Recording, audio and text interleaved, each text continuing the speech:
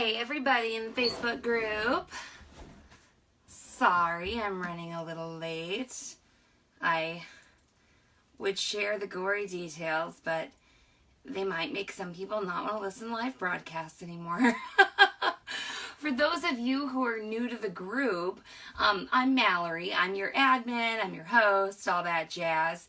And I'm also very, very pregnant. So anyway, sometimes you can lose track of time taking care of business. So hey, Lonnie and Betsy, and who else joined? Stephanie. I just started the podcasting recording program, so I'm going to do my little intro again. Hello and welcome to the Self-Sewn Wardrobe with me, your host, Mallory Donahue, and today's episode is pretty visual. So if you are listening to this as a podcast, you might, I'll do my best to describe things, but it might be better to check this one out visually if you can. And what we're doing this month is, and actually for the next like 6 to 8 weeks, is we are going to be making leggings and exploring like trying to really get into the nitty-gritty of measuring, drafting, etc. And so we're going to be recapping our Made to Measure leggings class. So if you have not signed up for the Made to Measure leggings class, oh, and hello to Megan and Amanda and Elaine, everyone who has joined. I saw Sandy and Shannon says she's feeding the baby. Thank you all for joining me this morning, even though I was late. So if you have not taken our leggings class, we're going to be basing a lot of our hacks and whatnot on our Made to Measure leggings class. But if you have a leggings pattern that fits you, you don't necessarily have to take it, but it's awesome. So Lonnie says hashtag crotch talk is the best talk. Hey Kim, how you doing? Hey Mom. So anyway, if you're looking for these live broadcasts after the fact, all the live broadcasts are hashtagged with a hashtag SSW Live, like Self-Sewn Wardrobe Live, okay? And then I'm also going to be tagging all of these broadcasts with the M2M Leggings hashtag as well, so hopefully that helps people. And for those of you who are our Zigzag Patreon contributors, we are going to be having our first live broadcast for you all this afternoon. So lots of fun stuff going on. And then, yeah, the baby's still in there. Okay. So I have my handy dandy dry erase board here. The last time I got out the dry erase board, the internet decided to be a total meanie and freeze up on me, so it looks like I can see my screen and everything and see my drawing, so that's very good because I want to talk. Kim says, any contractions yet? Yeah. I've been having contractions since like Sunday. Hey Laura, I'm glad you got to join us. Laura is in the UK. She said she's on Greenwich Mean Time, and I googled like what 9 a.m. our time is, Greenwich Mean Time, and I got 2 different answers when I googled it. So Laura, I'm sorry, but I'm glad you're joining us now. So yeah, I've been having contractions, but I think that the baby is going to wait until after our Zigzag Contributor live broadcast, okay? And that's good. And then Kim, I've got baby Jerome's little hat and mittens packed in my hospital bag. So, okay, I've got the dry erase board. Why do I have the dry erase board? One reason is that I think it was maybe Lindy yesterday. She said, hey, I have a big butt, or she said, any consideration for a bubble butt? She used something like that, and here we are, we're talking about butts and crotches. That's everybody's favorite thing to do. Okay. You know, she said, is there anything taken into account for that for the leggings measuring and drafting? Because she says, you know, you don't take a hip measurement, you know, you don't take a butt measurement. We don't take that measurement in the class, okay? So, anyway, I just want to say that, yes, technically, we don't take like a butt measurement, a hip measurement. We do not measure like around your entire trunk at your widest part, which is a measurement that a lot of pants patterns, you know, take into account, right? So we don't take that. We do take your thigh measurement, and I'm just gonna draw kind of like the upper half of the leggings here, okay? And this is an approximation, but I'm gonna draw this, and this is our waist, and this is our thigh. And it's technically your half waist up there. But anyway, this is about, oh, hold on, let's do back and front. Okay, so this is just about what your leggings, the upper part of your leggings pattern is going to look like. It might look similar to some other patterns that you've bought in the past. But what I want to talk about here, oh, and I guess probably your front would be lower than your back. But you'd get that that curve in there. But not everyone's front is lower than their back.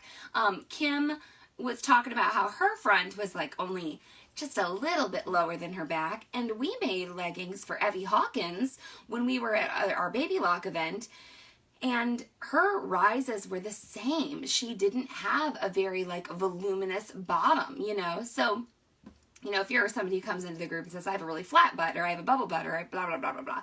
How is this taken care of?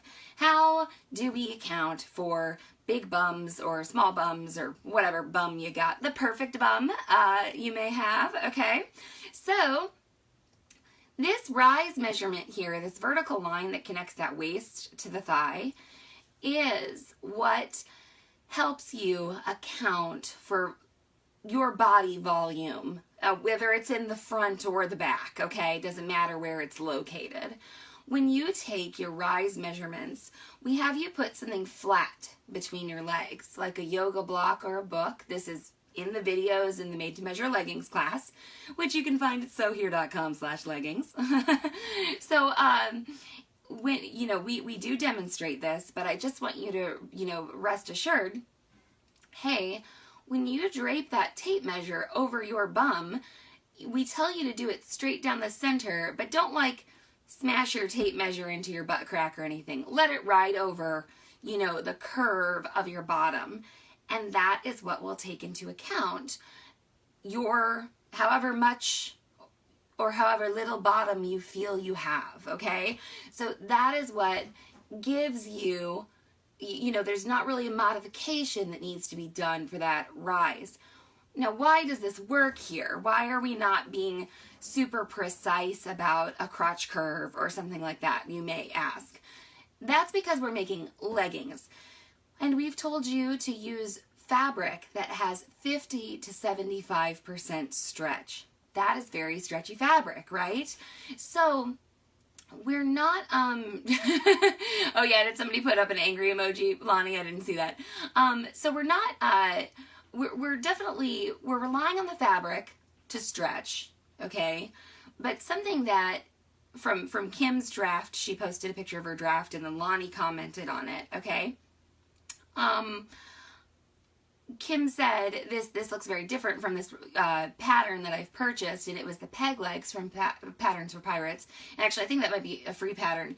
But Lonnie said, I think that their pattern is lower rise, and I also think that they rely a lot upon the stretch, the north-south stretch of the fabric in order to accommodate that.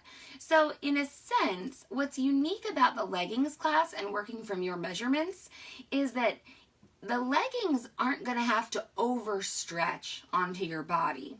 That's why when you make leggings out of French fry double brush poly, the French fries aren't going to look all stretched out over your butt and then look real small on your calf, okay? So keep that in mind as you go along, as you're measuring. Really try to trust the videos and just know that the rise is what's going to account for either, you know, however much or however little butt you have, and also however much or however little pooch you have in front, belly, okay? I used the exact technique shown in the leggings class to draft my maternity leggings. So while I do plan on doing like a blog post about maternity leggings and how you measure for them, it's not actually that different, okay? It's not different at all. Debbie says my French fries look great. It works, yes. So we don't want our French fries real big around our thigh and our butt, and then real small around our calf. And then, so speaking of the calf and the knee area, let's move on to that a little bit. Oh, but Kim just said, after wearing my made-to-measure leggings for a bit, I was so happy to find that the band didn't fold over or get tugged down. And now I realize or agree with Lonnie about the peg leg pattern. Yeah, so it's not that like, I'm not like bashing the peg leg pattern or anything like that, but when you buy a commercial pattern, they work on sizing charts. I mean, what else are they going to do? They got to do something. They got to plot some points, somewhere. But when you work from your measurements, or you modify a pattern to work from your measurements, you're going to put the rise in the correct place. You're going to put it where you want it. That's the correct place, okay? So just keep that in mind. Okay, and then I want to talk about Lauren a little bit, and I haven't talked to her about this in particular, but she was having a little bit of bagging in at her knees, and she ended up curving her pattern piece. And so I want to talk about the measurement. We take a knee measurement in the Made to Measure leggings class. So I'm going to attempt to draw a couple of legs here. Give me a moment. Okay. Toot toot. And then draw a little bit more generous thigh here. Okay, Lauren was complaining about a little bit of bagginess above her knees, and she made her first pair, noticed this bagginess, and she modified it. And I do want to highlight that your first pair of the Made to Measure leggings, they really are supposed to be like sort of a muslin or test pair. Don't use your $45 yard spoonflower fabric on your first pair if I really wouldn't recommend it. So I would recommend using some of like the double brush poly that we're sending out in the leggings kits, etc. So anyway, I want to talk a little bit about the knee measurement. And so here are two kind of differently sized legs. Oh, they look beautiful. Okay. What we want you to measure when you measure your knee is we want you to measure right above your knee at that smallest point where your thigh meets your knee. Okay, so I'm going to draw a little line here. Maybe make it a dashed line. Now I look like this person has Frankenstein legs. Looks like they've got stitching. That's appropriate for our... Okay, so if you are concerned about your leggings fitting over a voluminous like upper leg area, you feel like you've got bigger thighs, okay? Don't worry about that, because we take your thigh measurement at its largest point in the leggings class and we use that for drafting, okay? But then when you get down to your knee, to avoid that baggy knee, really tighten that tape measure right above your kneecap and try to get in that smallest part, okay? So if you have a big buildup of muscle, fat, tissue, whatever, okay, whatever's up there, make sure to try and get at that smallest part, because you'll avoid the bagginess, but then still have a legging that fits closely to your leg. Now, if you like if you like that looser knee in there, that's not a problem, okay? Kim says, so mark below the tape when wrapped around the knee. I don't know if I'd mark below the tape necessarily for your heights and everything, but what I want you to do is I want you to find that smallest part, and that's why I kind of exaggerated. This is a kneecap here. These are both kneecaps. That's why I exaggerated those knees a little bit. So everyone has a little bit of a different leg shape, but I think this will help. Sometimes I think what happens with the baggy knees is we choose a leggings pattern size that maybe fits around our hips and butt and whatnot, And then maybe down below our knee and down below our thigh, our legs are actually going to a smaller size pattern, just because of those standardized measurements. So anyway, that's what you do if you were modifying a ready-to-wear, or excuse me, not a ready-to-wear, if you were modifying like a manufactured pattern or something. But when we measure our knees on our leggings, really try to get to that smallest part. Mom is our model for the made-to-measure leggings. And she does have, like, you know, shapely legs, but she is kind of a skinny lady. So I think it's good to discuss a few different body types here. You know, and I say body types in the fact that it's nice to talk about, hey, actually my legs or my butt looks like this. What do I do?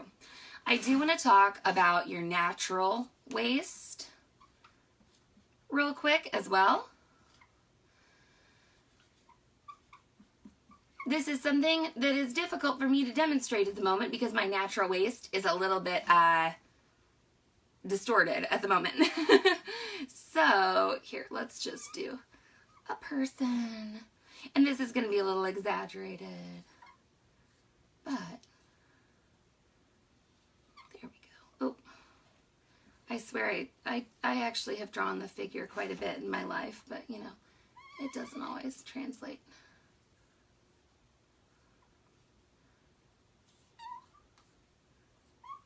There we go. Okay.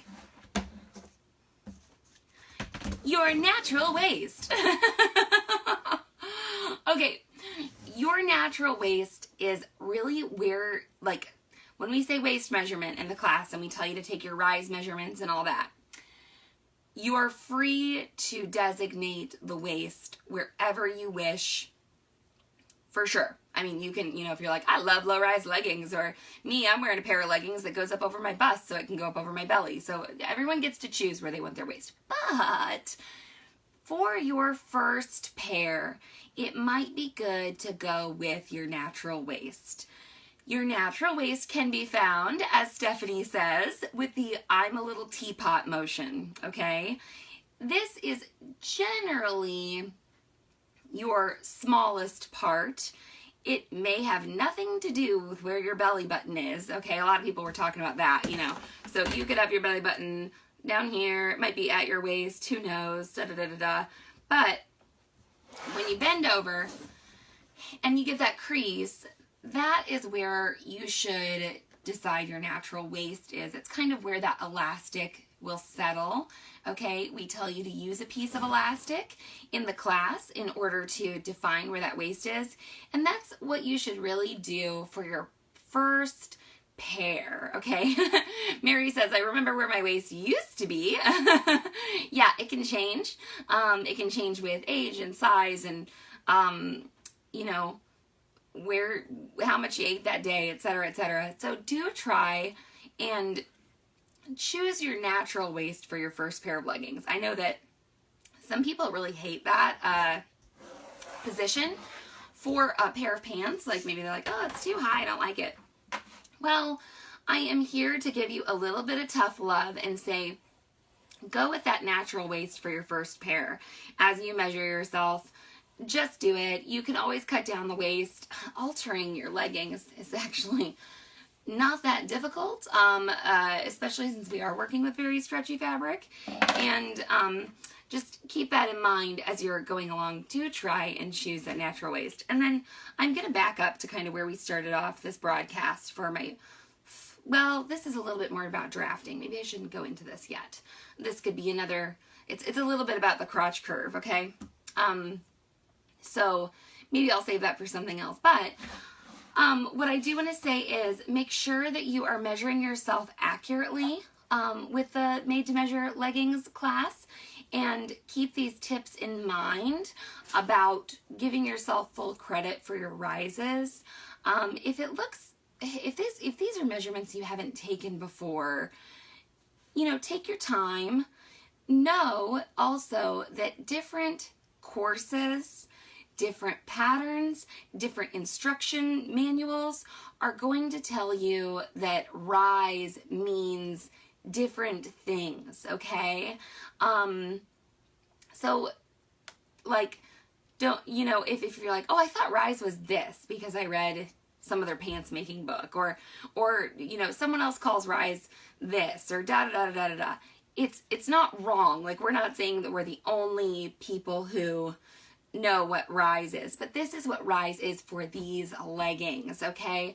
So I do try and sometimes people will comment on other people's questions with the made to measure leggings. Try to tag your question and say, I'm using the made to measure leggings class, because the instructions can be a little, you know, quote, special.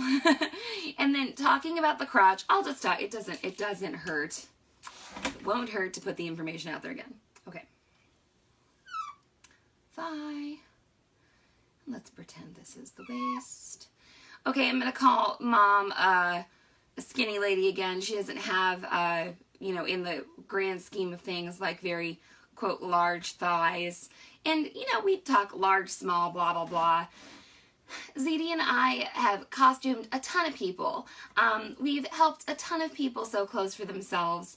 These large and small terms, I try not to put too much of like a value judgment on it, but I mean, I feel like when I look at ZD, I just see like she's sort of, you know, a slender build, and then I see her total rise depth that she has is 6, and then, you know, I look at Lonnie, and Lonnie has larger thighs than ZD does, and then she tells me her total rise depth is 10. It's like, yeah, your bodies are different. So anyway, and that's a pretty big difference. So anyway, don't worry. I don't know if anybody is getting like offended or worried about the terms large and small. Believe you me, we've seen it all. We've costumed people of every kind of weight and height and body shape. So anyway, it's not really a big deal for us. Okay, crotch curve. ZD in the class has this pretty small total rise depth.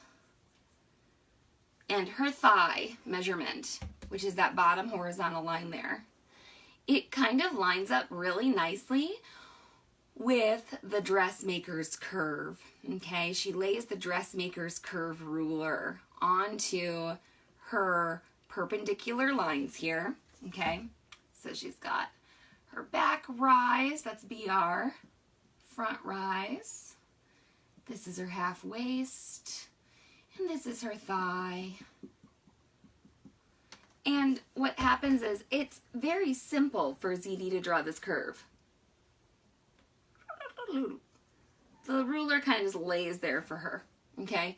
I know that wasn't the most amazing curve. Hey, Rochelle, how you doing?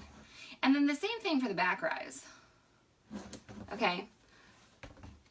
The dressmaker's curve really just like kind of fits there. But if you're someone who has a larger thigh and then that like smaller waist, so you've got that bigger total rise depth, okay? What we've seen some people do is they try to fit the ruler between these 2 points here, okay?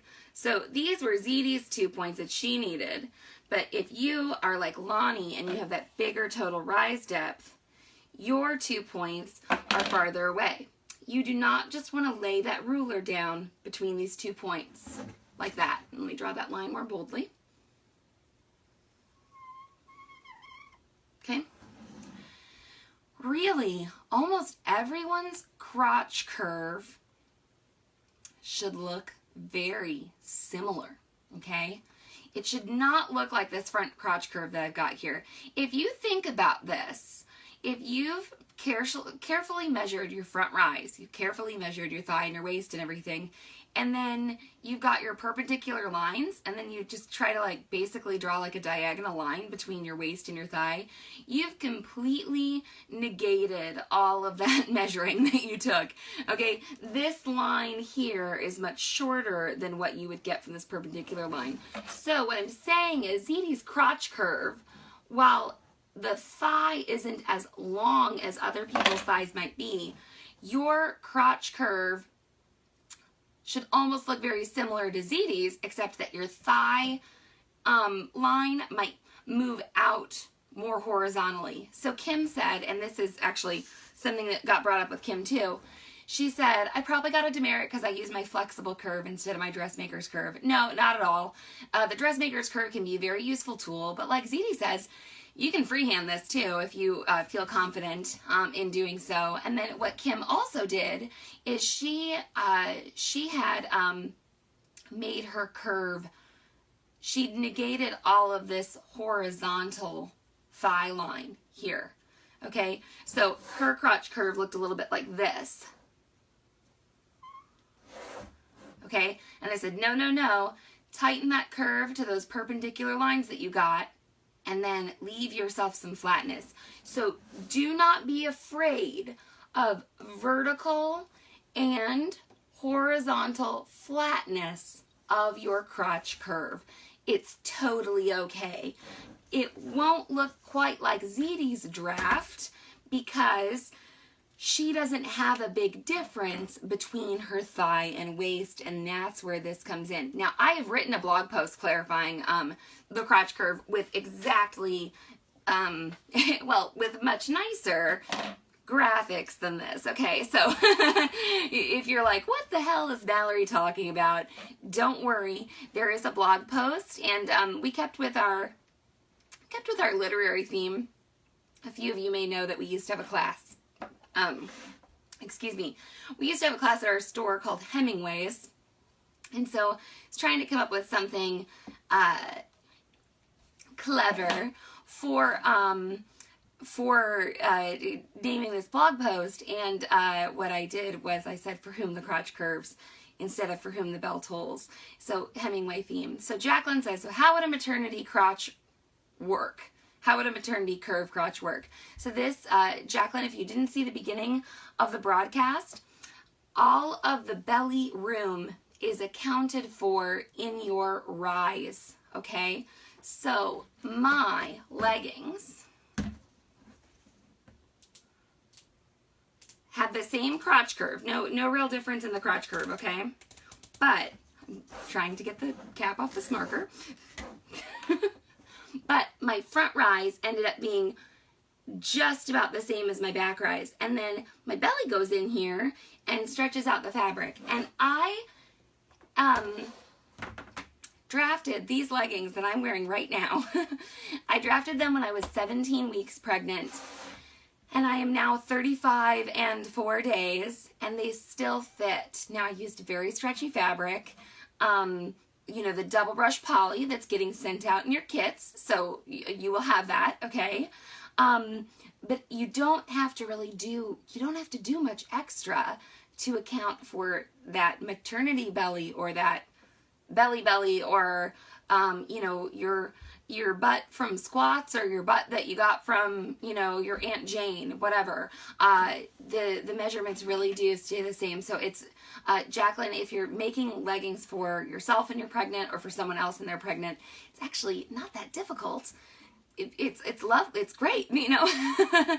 When you drape that tape measure over your stomach, no matter if you're pregnant or not, that's where you're giving yourself credit for your body shape, okay? So should be easy peasy lemon squeezy. And I'm going to do a blog post on this, even though technically the technique doesn't really vary from what's taught in the class. I totally understand the question, and I was worried about it too. When I was making these, I was like, oh, how is this gonna work? Da, da, da, da. And I made these out of the double brush poly, which is real stretchy and wonderful. I also made a pair out of scuba knit, okay? And scuba knit has, or the scuba knit I used, it had very little vertical stretch, less than we recommend, okay?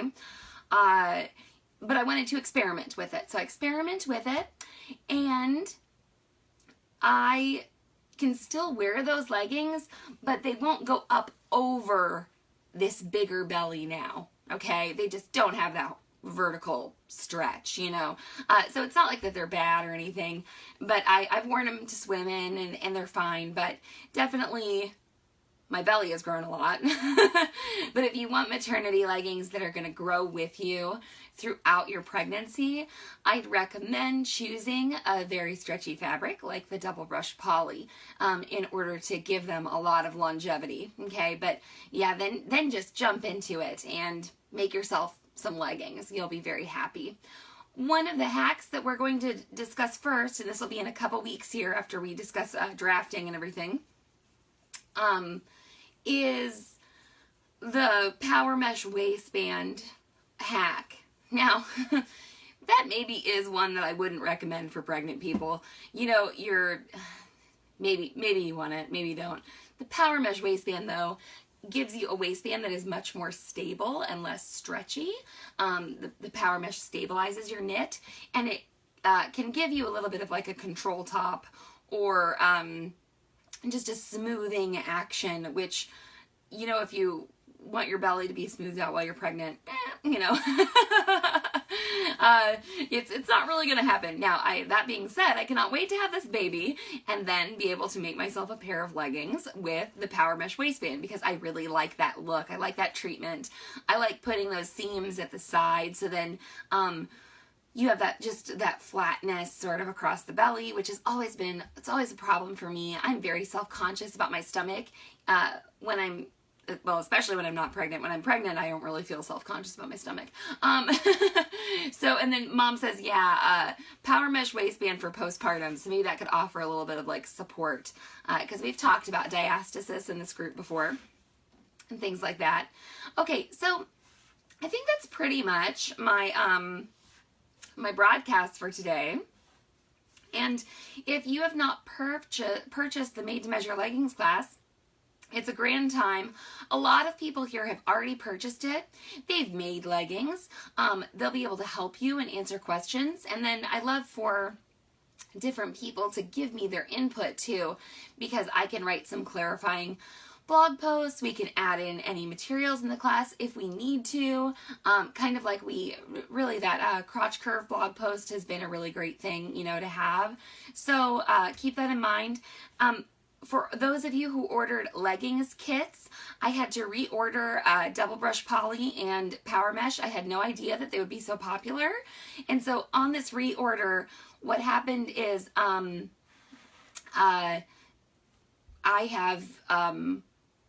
made it so that there are only 6 more kits available, okay, in the store. Okay, and so if you want a leggings kit, you can go to sewhere.com/leggings kit, and I discussed the leggings kit last week. I discussed it when I talked about different materials that you could use for your leggings. And so it's 3 yards of black double brushed poly, 1.5 yards of 1-inch cotton swimwear elastic. So that would be to make your kind of first pair, your muslin pair, your test pair, your fitting pair. And then you get a 1/4-inch cotton swimwear elastic and 1/2 yard of black power mesh. And that will go along with the rest of your leggings yardage in order to make the pair with the power mesh waistband, okay? So keep that in mind. Jill just asked if the class is there forever, and all of you are answering yes, Jill. So once you purchase the class, you have it forever. You can always get the support that you need from us here in the group or by commenting on the modules in the course. And we're just taking this time to we like to, I guess, decided that we like to take a focus in the group a little bit. And you're welcome to make other things and share them. Of course, we love to see everything that everyone is making, but it's kind of nice to focus on something for a couple of months or for a month, etc. Ashley says, we can order power mesh from Sew Here, right? Almost. I need to put it on the website is what I need to do. So once it's there, I've got a 25-yard bolt coming in, and then I had to order more double brush poly. So it will be coming in. We've got a bunch of boxes here waiting to go out, and everything should be filled by next week. So Megan asked about freight to Australia on the leggings kit. The deal with international freight is you're really better off it's hard for me to tell you. You're better off putting it in your cart and like going to checkout, because what I do is I put in the weight of the item, and then like they calculate the shipping based on where you are. So it's I think that you can put it in your cart and go to checkout and see the shipping rate. I would imagine to Australia it's going to be $20-ish, maybe a little more, okay? But, you know, yeah, it's just a long way for it to go. Hey, Joanne. Okay, well, it's been lovely to talk to you all today about measuring for the made-to-measure leggings. Once again, all this information is in the class, but it's kind of nice to talk about it in a little bit of a different context, you know, and see how it works. Once again, there are only 6 leggings kits left, so if especially with the baby coming, kind of had to cut it off. I didn't know how many we would sell at all. We've sold 20 so far, and I had to, like I said, I had to do some reordering, and so we're just going to cut off those leggings kits for the time being, and we may restock them later, and we of course give you fabric recommendations in the class as well, if you have fabric on hand that you can use, or if you want to purchase fabric from somewhere too, that can work. And yeah, it's been lovely to talk to you all today. Thank you all for asking about the baby and for being so supportive. And then for those of you who are Zigzag members of our Patreon, you should have gotten an invitation to join this super special Facebook group where ZD and I will be doing a live broadcast later today. Okay, thank you for all the hearts, everyone, and I'll see you later. I'll see you tomorrow. If not this afternoon, and you all have a fabulous day. I hope you get something sewn today.